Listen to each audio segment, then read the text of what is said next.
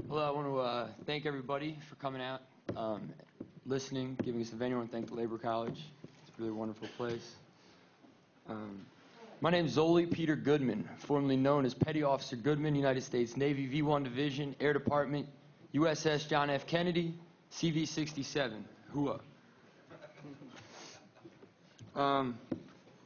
Regardless of your political viewpoints, regardless of your personal feelings, one day the United States military will leave Iraq.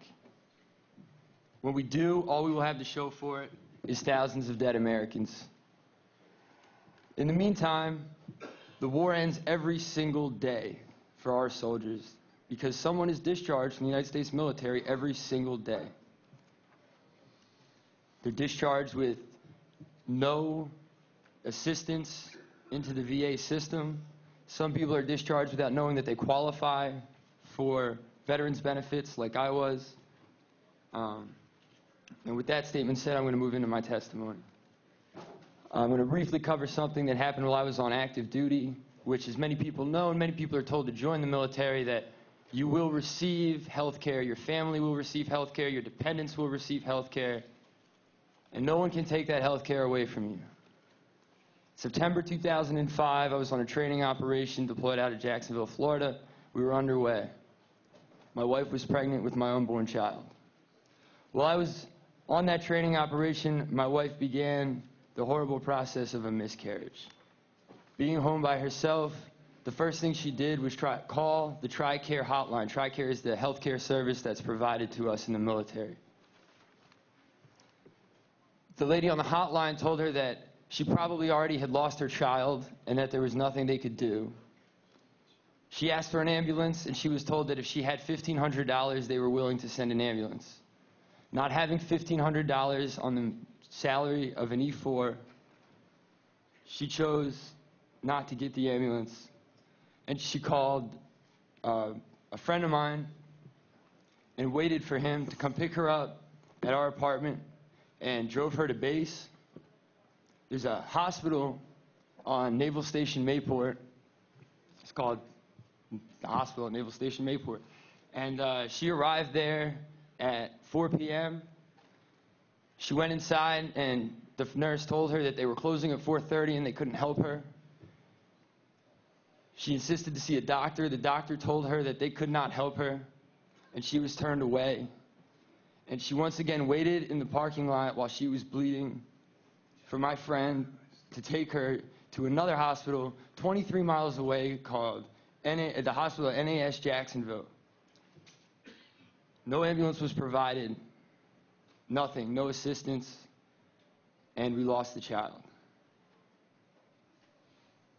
She sent a Red Cross message to me on the ship.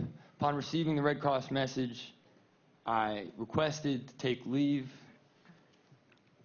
I went home on leave with no assistance, no plane ticket. The money that I did spend on a plane ticket to get home left me in a very hard position with a wife who needed health care that I could not provide for her, and neither could my government, apparently. Later on after that incident, I was discharged with no access to the VA, no assistance with help into the VA. Finally finding out that I qualified for veterans health care, I found the application online, filled it out, and sent it in to be processed. The processing of this application took several months. I don't know how many because I lost track of time, but it was at least 3. Upon requesting mental health and mental help over the phone, I was told that I could not get an appointment for 3 months, and I did not make an appointment.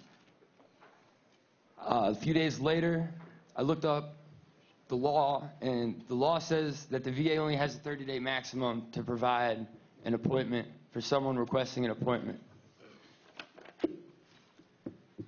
So I called this wonderful organization back, and I cited the laws of our wonderful country, and I was given an appointment, and like every other appointment that I've ever had from the Veterans Administration, it was 30 days later. So I went and I showed up at this appointment, and I was inducted into what is a processing system set up to deter people from seeking help. I was spoken to with no compassion. Every single phone call I make to the VA, I'm asked if I'm going to kill myself or somebody else in the most inhumane way you could imagine by the most inhumane people you could imagine. So after going through this process, the first thing they tried to do was medicate me. No therapy was recommended, medications were recommended. They gave me 3 different medications. The first was trazodone, the second was Paxil, and the third was gabapentin, a generic form of Neurontin. My doctor did not give me any information on these medications. He told me that PTSD treatment is not a science, that there is no science to it, and that you can mix and match these medications and something may work for you that doesn't work for another vet. So I left my appointment that day and I went home and I did research on the medications that I was given.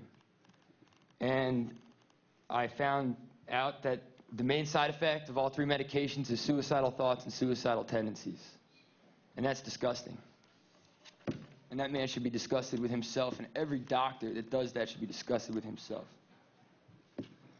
So upon deciding not to take the medication, I decided I would try therapy. So once again, I called the VA and requested therapy. I was told that I couldn't get an appointment for several months, and I cited the law again, and I was given an appointment 30 days later. So now I get to go to a 15-minute therapy session once every 30 days. And when I show up to my 15-minute therapy session, there's 15 other Vietnam vets that have the same 8 a.m. appointment that I do, and we all wait around in the lobby. Every single one of these vets is there seeking help and treatment for the same thing that I'm seeking help and treatment for, and they're all 30 years older than I am. They've been in the system 30 years longer. They've been taking the same medications for 30 years, the same therapists for 30 years. And they're still there, and they still have the same problem. So obviously, it doesn't work. There's no solution with the current situation. Sorry, hold on.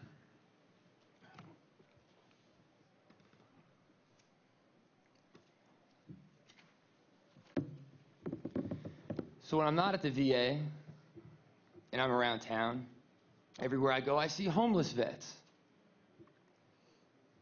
Because 1/3 of the homeless population is veterans. And that's disgusting.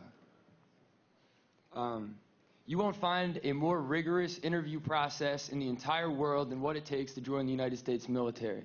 To misdiagnose someone and tell them that they have a pre-existing medical condition that wasn't caught in the most rigorous screening process in the entire world for the greatest military in the entire world is hearsay.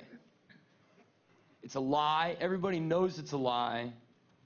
I know when I was in boot camp, I didn't see anybody that had any kind of mental trauma. In fact, when I was going through the process, they weeded people out. And they said, you can't join. It says here you told a recruiter that you thought about killing yourself one time. We don't allow that into the military, and we're sorry. I've seen that with my own eyes. So these men are lied to. These men are misdiagnosed, and once they're misdiagnosed, they can't reach the VA. They can't get help for something that was a pre-existing condition because it wasn't caused by the military. It is so detrimental. It is so frustrating. It is so angering to me, and I'm sure every single vet in this room that has ever walked into a VA hospital on their own accord to seek treatment or to somehow comfort the people that are trapped inside of these establishments. 10,000 Iraq war vets have committed suicide. My name is Zollie Goodman. I'm a proud warrior and a prouder patriot, and that's my problem with the VA.